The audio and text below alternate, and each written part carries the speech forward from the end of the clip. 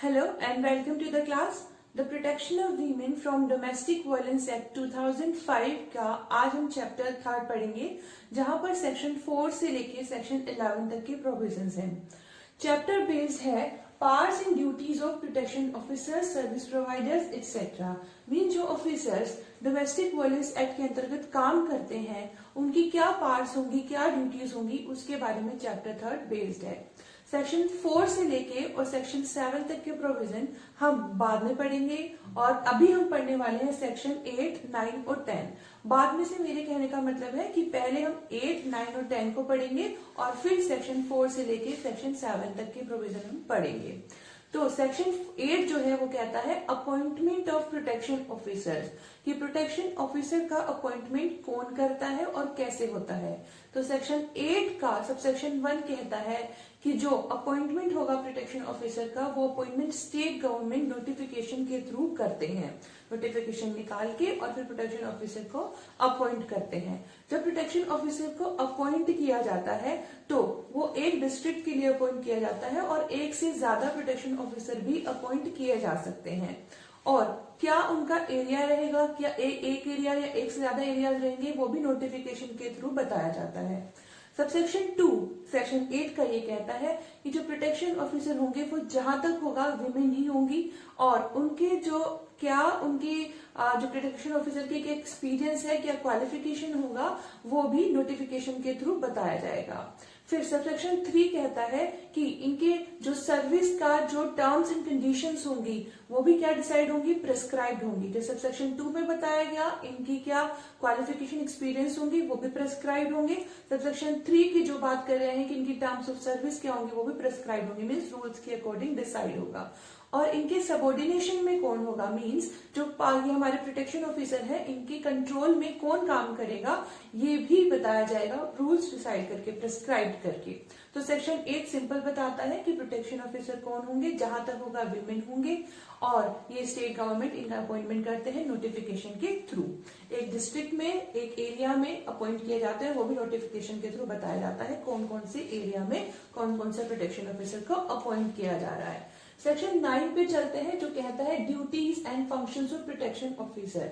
Section 9 का subsection 1 duty बताता है, सबसेक्शन 2 ये कहता है कि जो प्रोटेक्शन ऑफिसर होंगे वो मजिस्ट्रेट, जिस एरिया में अपॉइंट किए गए प्रोटेक्शन ऑफिसर, वहां के जो जुरिस्डिक्शन जिनके पास मजिस्ट्रेट के पास होगा उनके कंट्रोल में ये काम करेंगे और जो ड्यूटीज इन्हें दी जाएंगी, चाहे मजिस्ट्रेट दे, चाहे गवर्नमेंट दे, चाहे एक्ट दे, उन ड्यूटीज को ये परफॉर्म करेंगे कौन, प्रोटेक्शन ऑफिसर। तो क्या क्या ड्यूटी सबसेक्शन 1 कहता है वो देख लेते हैं।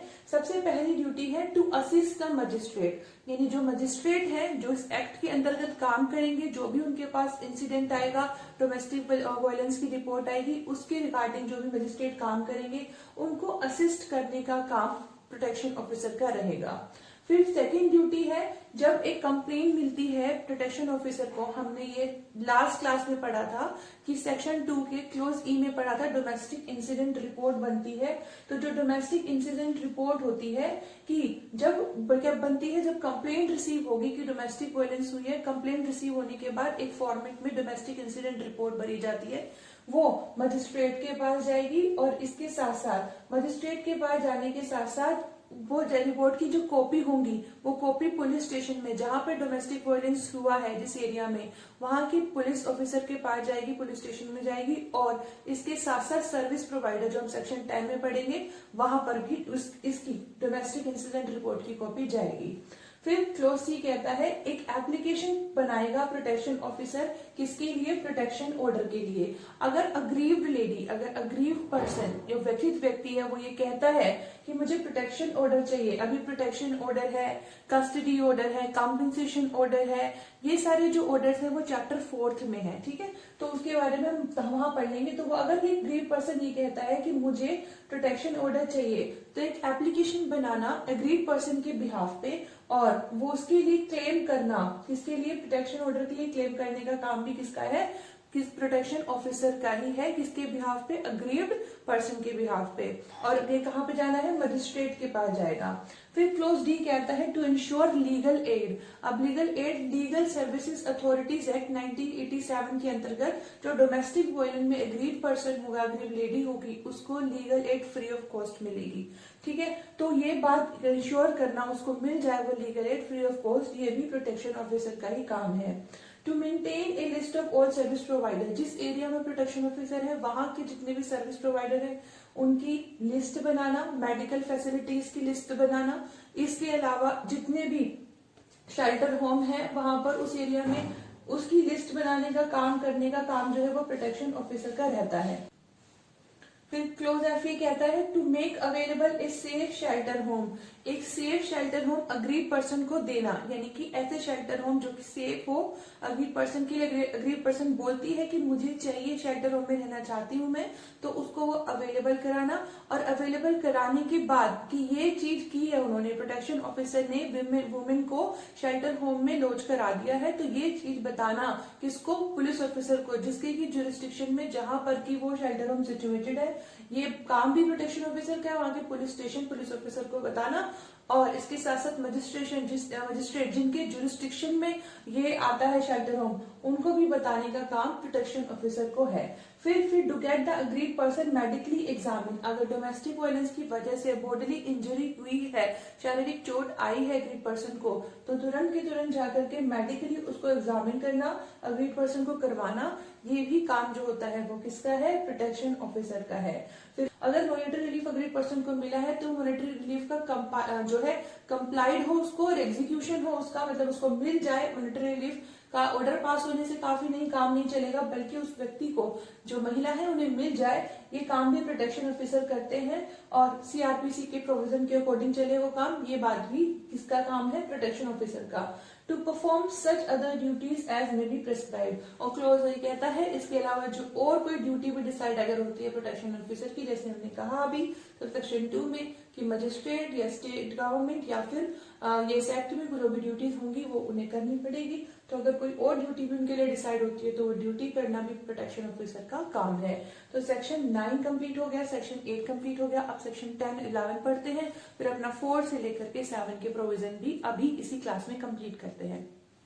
सेक्शन 10 बात करता है सर्विस प्रोवाइडर्स कौन होते हैं और उनकी क्या पावर्स होती हैं। तो सर्विस प्रोवाइडर कौन होते हैं, कोई भी वॉलंटरी एसोसिएशन जो कि सोसाइटीज रजिस्ट्रेशन एक्ट 1860 के अंदर रजिस्टर किया हुआ हो, या कंपनीज एक्ट के अंतर्गत रजिस्टर किया हुआ है, या किसी और लॉ के अंतर्गत रजिस्टर किया गया है, वो किस लिए रजिस्टर किया गया है, ऑब्जेक्टिव के साथ। क्या ऑब्जेक्टिव है उनका, ऑब्जेक्टिव है प्रोटेक्ट करना rights and interest of women का, किस चीज से रिलेटेड, उनकी लीगल एड से रिलेटेड उन्हें सहायता दिलवाना, उसके अलावा मेडिकल एड से रिलेटेड, फाइनेंशियल एड, या फिर किसी और तरीके की हेल्प, किसी भी तरीके की हेल्प जो वीमेन को देनी है ताकि उनके राइट्स और इंटरेस्ट को प्रोटेक्ट किया जाए। इस ऑब्जेक्टिव के साथ जो ऑर्गेनाइजेशन क्या होता है, तो सोसाइटी रजिस्ट्रेशन एक्ट 1860 के अंतर्गत रजिस्टर होता है, कंपनीज लॉ के अंतर्गत रजिस्टर होता है, या किसी और लॉ के अंतर्गत रजिस्टर होता है, उसको स्टेट गवर्नमेंट के साथ खुद को रजिस्टर कराना होता है एज सर्विस प्रोवाइडर, और फिर वो काम कर सकते हैं एज ए सर्विस प्रोवाइडर।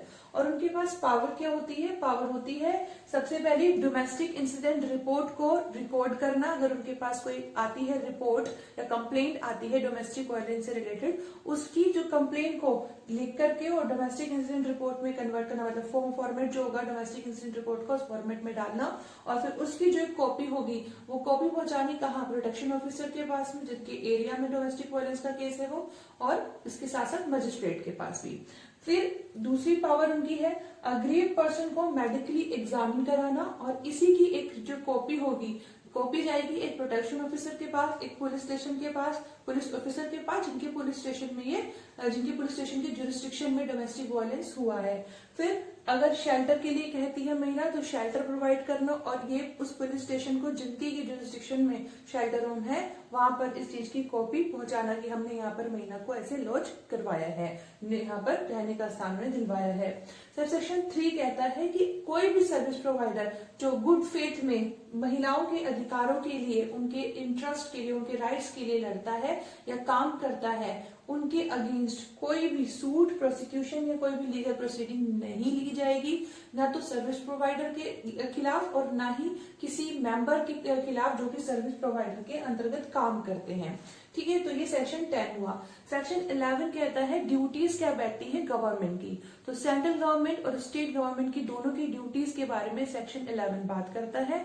और इसका सब सेक्शन 1 ये कहता है कि जो इस एक्ट के प्रोविजंस है, इस एक्ट के प्रोविजंस को क्या करना है, पब्लिक करना है। कैसे पब्लिक करना है, पब्लिसिटी करनी है, प्रिंट मीडिया के थ्रू, रेडियो के थ्रू या फिर ब्रॉडकास्टिंग मीडिया मतलब टेलीविजन, ये सब इनके थ्रू पब्लिकली इस चीज को पहुंचाना है कि ये राइट्स है विमेन के। ऐसी बात जो है time to time central government, state government को पहुंचानी है।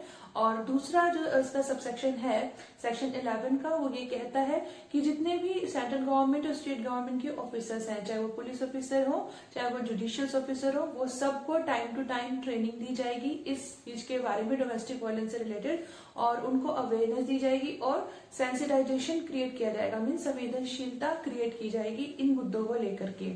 तीसरी चीज बोलते हैं जो मिनिस्ट्रीज हैं और जो कि डिपार्टमेंट्स हैं, लॉ से रिलेटेड है, ह्यूमन रिसोर्स से रिलेटेड है, हेल्थ से रिलेटेड है, उनके बीच में कोऑर्डिनेशन हो इन्हीं मुद्दों को लेकर के। और लास्ट सबसेक्शन, चौथा सबसेक्शन सेक्शन 11 का ये कहता है कि मिनिस्ट्रीज में प्रोटोकॉल निकाल लेकर के आना और कोड एस्टैब्लिश करना इस सेक्शन के नहीं, इस पूरे एक्ट के अंतर्गत जितने भी चीजें आती हैं उन एक्ट के अंतर्गत कोड स्टैब्लिश करना और उनका काम करना, उन पर काम होना भी, ये सारी बातें जो होती हैं सेंट्रल गवर्नमेंट, स्टेट गवर्नमेंट को श्योर करनी होती है। सेक्शन 11 के प्रोविजन हो गए, 10 के हो गए, 8 हो गया, 9 हो गया, 4 से लेके 7 तक करते हैं, जो कि काफी इजी है, तो फटाफट से वो भी कंप्लीट कर लेते हैं। देखिए सेक्शन 8 हमें समझ में आ गया कि प्रोटेक्शन ऑफिसर कौन होते हैं, और हमें सेक्शन 9 समझ में आ गया उनकी क्या ड्यूटीज होती हैं। सेक्शन 10 समझ में आ गया सर्विस प्रोवाइडर कौन होते हैं। तो सेक्शन 4 से लेके 7 तक बहुत इजीली समझ आ जाएगा। पहला सेक्शन 4 कहता है information to protection officers and exclusion of liability of informant.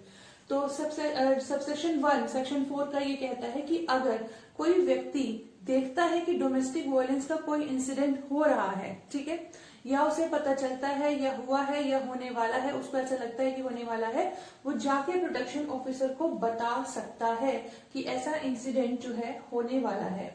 तो ये तो बात समझ में आ गई कि होने वाला है। सबसेक्शन 2 कहता है कि अगर वो गुड फेथ में इंफॉर्मेशन दे आया, मतलब उसको ऐसा लग रहा था कि ऐसा होने वाला है, अपने विश्वास से और अच्छे इंटेंशन से वो रिपोर्ट करके आया कि ये डोमेस्टिक वायलेंस का इंसिडेंट होने वाला है, हुआ है या जो है हो रहा है, तो अगर वो ऐसा नहीं होता तो उसकी कोई भी सिविल या क्रिमिनल लायबिलिटी नहीं बनती। देखिए अभी क्या हो रहा है कि एक व्यक्ति देखता है, पड़ोसी है, देखता है पड़ोस में किसी महिला के साथ उसके जो हस्बैंड है कोई और, ऐसा लग रहा है उसको भी डोमेस्टिक वायलेंस हो रही है, तो जाके प्रोटेक्शन ऑफिसर को वो बता जाते हैं। लेकिन बाद में पता चलता है तो वो तो कुछ मतलब ऐसे ही दोनों आपस में मतलब जैसे थोड़ी बहुत नोकझोंक थी, ऐसा कुछ नहीं था।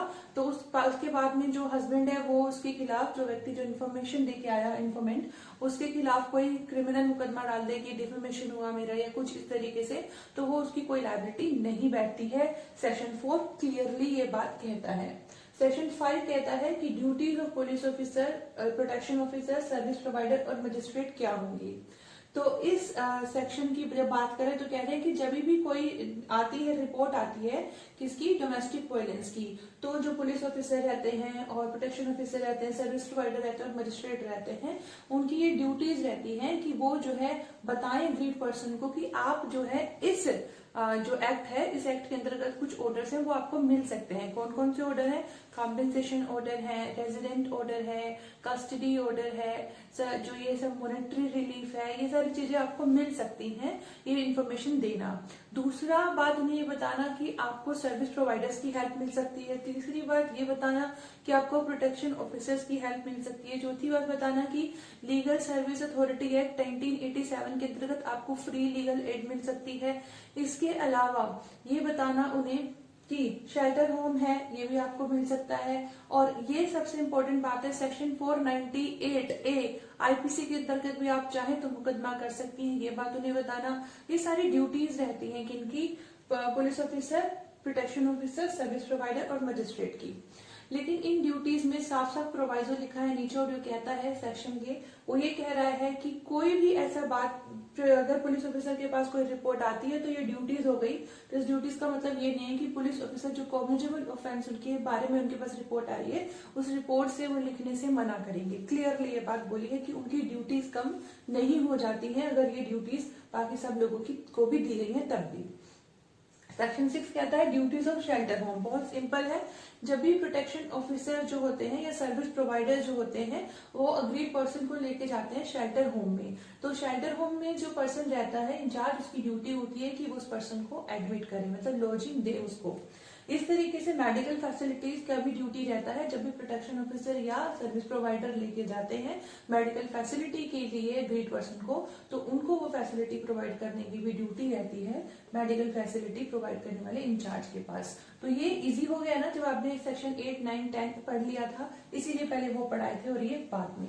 तो 4 से लेके 11 तक के आज के सेक्शन कंप्लीट होते हैं। Thank you so much for listening. Thanks lot. Easy थे, आई नो, पर पढ़ना था तो पढ़ना तो है ही ना, तो इसीलिए आपका बहुत बहुत धन्यवाद सुनने के लिए। हाँ, इंपॉर्टेंट की अगर बात करें तो सेक्शन 8 इंपॉर्टेंट है, सेक्शन 9 इंपॉर्टेंट है और सेक्शन 10 इसमें इंपॉर्टेंट है। 3 सेक्शन इसमें बहुत इंपॉर्टेंट है, याद रखिएगा। Thank you so much.